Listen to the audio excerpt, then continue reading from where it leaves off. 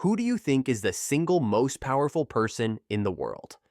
Story 1. Probably some random anonymous billionaire that likes making very large donations to politicians. It sounds like a cop-out, but you're right. If people know you're the most powerful man in the world, then you aren't. I'd argue that a person that could destroy the human race by simply giving an order to do so is about the most powerful person there is. And we got a few of those. It's sad that we now again have to discuss the realistic threat of nuclear annihilation. Feels like Cold War all over again. Humanity doesn't learn. Not really. Most governments aren't going to just let their leader nuke the world on a whim. Russia might be the exception. For all the Elons, Jeff Bezos, etc., there are literally tons of people who maybe aren't worth as much as Elon or Jeff, but are still worth and have access to eye-watering sums of money, and more importantly, social capital within their circle of equally rich friends. These are the people behind the people. These are the people deciding whom get elected and what policies are turned into law. Lon promised to make $45 million monthly donations to Trump's campaign. He'd backtracked when Kamala took over, leading the Democratic nomination, but had he continued, that would have been a huge portion of Trump's total campaign. Charles Koch put Leonard Leo where he is today, and by implication, they have named the majority of the Supreme Court. But Putin still has a good chance of getting his candidate elected to the US presidency. His is a powerful force for evil. The presidents of China and the US are playing shadow games about the future of Taiwan. Both are hugely powerful, and both can print money and regulate cryptocurrency in ways that dictate who gets to claim wealth. Story 2. My grandma when I say I am not hungry. Also, my grandma when I drive Korofe Fambiaf over the speed limit. Story 3. Whoever has money and isn't in the public eye would be my guess. I have money and am not in the public eye.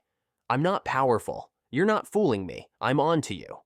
Only the true Messiah would deny their own divinity. Have money, in this context, is 3 comma level money. We have no clue how much money Putin actually has. He could very well be the richest man on the planet by a large margin. Forget money. Putin is able to throw thousands of men in the meat grinder for a useless war and still be seen as popular in his country. That's power. It's increasingly thrown around that he is likely a trillionaire and we don't know it. While he might be an evil POS, he isn't stupid, and there's no way someone like him would let others know how much power, control, money he actually has. Keep in mind, this would be his net worth, so split between his cash equivalents, ownership stakes in XYZ, properties, etc. I assume there's a lot of confusion between Putin's wealth and the Russian government wealth, with both likely being interchangeable. Someone in the Cargill family would be my guess. They own the largest privately owned company in the United States that controls a huge amount of food production, as well as having a massive financial arm. However, because Cargill, Inc. is privately owned, it doesn't have the same financial reporting requirements as a publicly traded company. So, no one's really sure just how wealthy they are. Unlike the Kochs, who own the second largest privately owned company in the US, hardly anyone has ever heard of the Cargills. Story 4. My dad. He can beat every other dad up. Not my dad. My dad works at McDonald's. If he truly controls the ice cream machine there, then he is indeed the most powerful person. My dad can't beat up your dad, but he can beat me?